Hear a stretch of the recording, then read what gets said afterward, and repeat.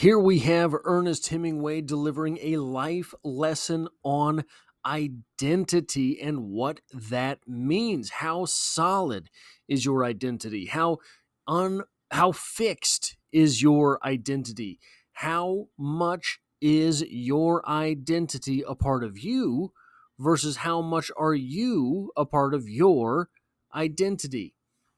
I don't know if that part made any sense. Anyway, welcome to Strip Coverlet, where we squeeze the bigger picture out of literature. I'm Adrian Ford, and we're here for another short story discussion, which will appear in two different playlists here on the channel. Number one being the short story discussion playlist. Number two being a short story by short story read along for Ernest Hemingway's Finca Vigia edition. And the short story in question today, Homage to Switzerland by Ernest Hemingway. This video will have three sections: a So What Happened recap of the story, a literary criticism section where we talk about the literary goings-on in the story, and finally the writer's corner where we talk about some of the notes that we can take from this text as writers ourselves. So, what happened? Well, what we have is a story in three parts. It's not really one story unless you're thinking about the subject of the story as the main character of the story.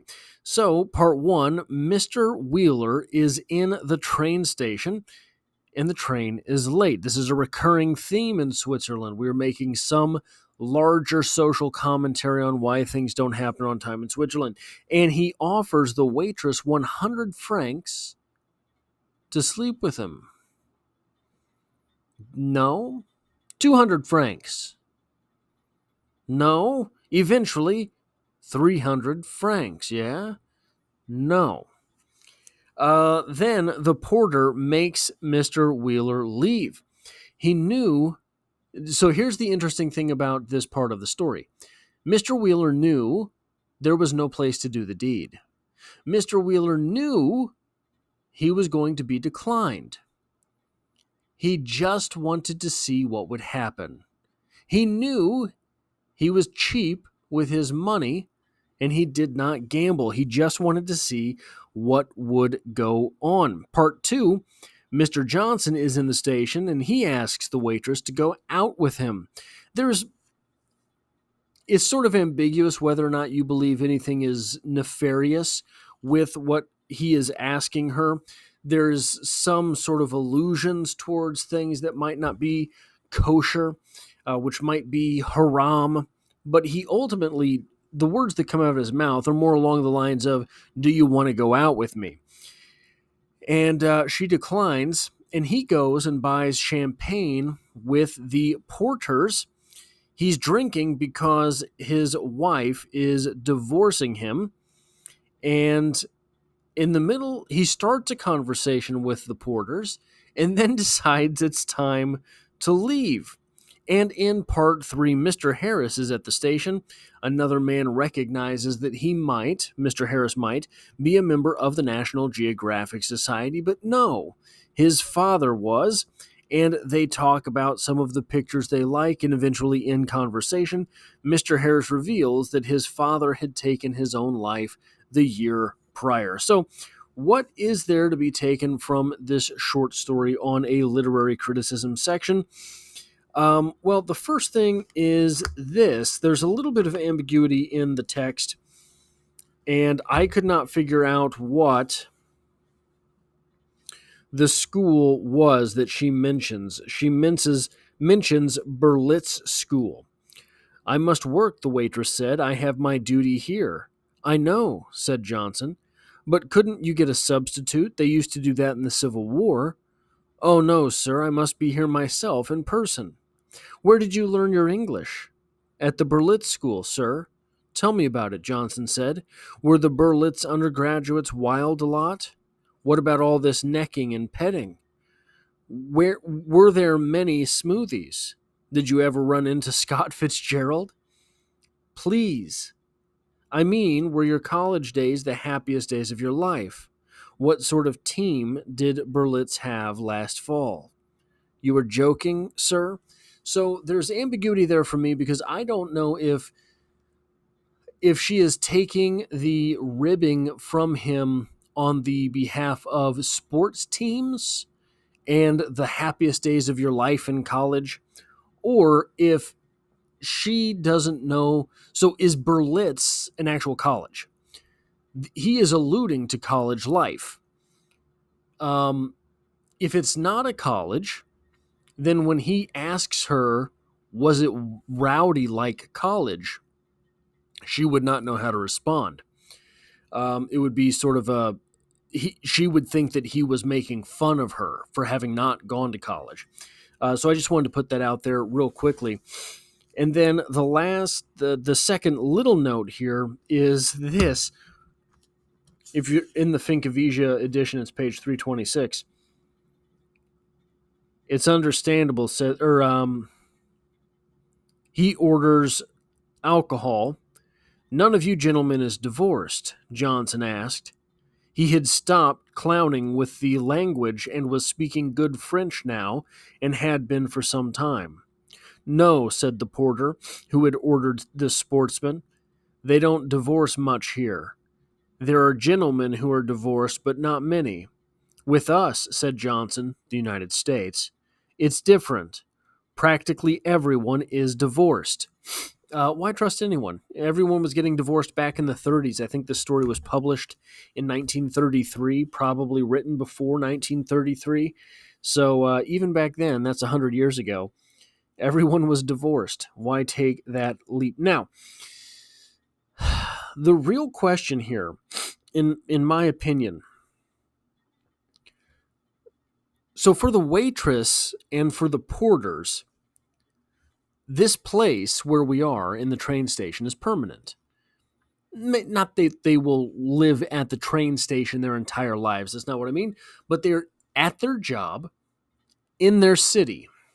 These places are permanent for them. These men are there temporarily. They're transient. So they aren't at first open with their lives, but they're open with the night. Would you want to go out with me? What if I give you 100 francs? They are open-ended with the short term because the short term is what they have.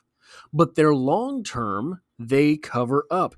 Much like on 329 of the Finkovisia edition, you have Mr. Harris are deep into this conversation with the guy from the National Geographic Society before this exchange. Then he would know Frederick J. Russell. He is one of the officers of the society. You will observe that it is by Mr. Russell that I was nominated for membership. I'm awfully glad. I am sorry you are not a member, but you could obtain a nomination through your father? I think so, said Harris. I must when I go back. He is not open immediately with the fact that his father is, in fact, dead. So, one of the things what this means to me, here's okay, so this is maybe in this story, maybe a little bit negative about the point here, but I think that it is the point all the same.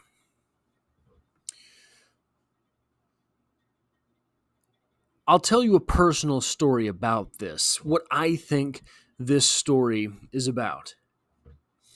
When I was in my mid-20s, early mid-20s, 23, 24, I can't remember, I was feeling very worn down in life. Graduated high school. So my senior year in high school, I was working full-time hours. I was working 30 plus hours per week. And by the time I hit mid-20s, I was feeling very worn down, hadn't accomplished anything, was getting the runaround from the community college that I was attending, and I felt stuck in life. And it was in the city I'd grown up in, right? So you kind of have this idea of who you are. And I finally got myself in position to go to college, to go pursue a degree. So I moved cities and I, again, was worn down in life. Didn't like who I was, didn't like what my life had become. Mid 20s, everyone else that I knew who went to college was already out of college. So I moved to this new city. And during the move, 60 miles away, it's not like it was a huge move, but during the move, I remember thinking to myself, no one knows you here. You get to be anybody that you want to be in this new city. You get to have any life that you decide you were the person to have. You're going to move to this new city, and while you were in Kansas City, you didn't try things. You didn't do new stuff. In this new city, you get to be new stuff guy. In the old city, you didn't talk to strangers. You were beaten down. You were a loser and you knew it, and probably they did too. But in this new city, you get to talk to anybody. Did I live up to that? No, not all the time. But certainly it broke me out of some of the rut in which I had found myself. This short story, in my opinion, is about shades and gradations of that idea. The idea that your life someplace, your life where you're from, might suck. Your life where you're from isn't all that great. Your life where you're from can feel burdensome. But if you're in a new city and no one knows who you are, you can be anybody you want. You can be the guy that offers the waitress $300 for some ruckus. You can be the guy who asks the waitress if she wants to go out after work. Can't she find a stand-in? By the way, what must this waitress be like? Must be a real hubba hubba, you know? You can be the guy who kind of insinuates that he is part of the National Geographic Society until you're questioned and people realize that you don't know anybody, who does say that your father could get you in there until the conversation progresses and they realize that your father's dead. You can be the guy who is somebody else. You can be the guy who is anybody else. That, I think, is really the crux of what this short story is about. Now, as for Writer's Corner here, I have one note, and it happens on 327. You have Mr. Johnson talking to the waitress, and this exchange happens. Or not the waitress, the porters. What can we talk about? You do the sport? No, said Johnson. My wife does, though. What do you do for amusement? I'm a writer. Does that make much money? No, but later on when you get known, it does. It's interesting. No, said Johnson. It is not interesting. I am sorry, gentlemen, but I have to leave you. Will you please drink the other bottle? But the train does not come for 3/4 of an hour. So what we have here is ambiguity as to whether or not a great deal of time has passed, or, and this is something Hemingway is very good at, has time passed, or is this an abrupt decision? So we get later what happens is that he was upset because the waitress was filling their glasses. Where are we at here? He turned and walked down the platform. Inside the cafe, he had thought talking to them about it would blunt it. But it had not blunted it. It had only made him feel nasty. Telling them about his divorce made him feel nasty. So it is that moment that he turns sour. and decides to leave. He's reminded of the guy he was, right? Not the guy he's trying to be, in escaping from the idea of his divorce. He's in the station trying to escape the idea of his divorce.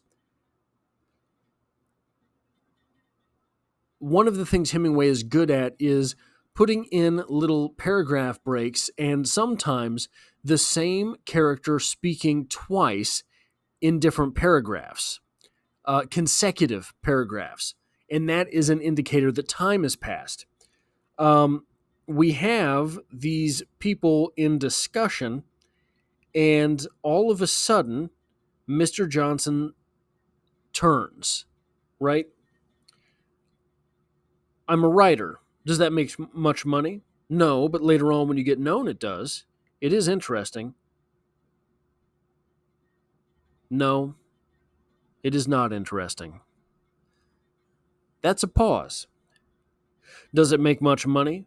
No, but later on when you get known, it does. It is interesting. No, it is not interesting. I'm sorry, gentlemen. Right? So that ambiguity there allows different readings of the text. But that is the only writer's corner note that I have for this. If you like or appreciate what it is that I do here, hitting a like button really does help me out, as it tells YouTube to share this video with other literature lovers. And if you find yourself here by chance but not design, literature is the only thing I talk about on this channel.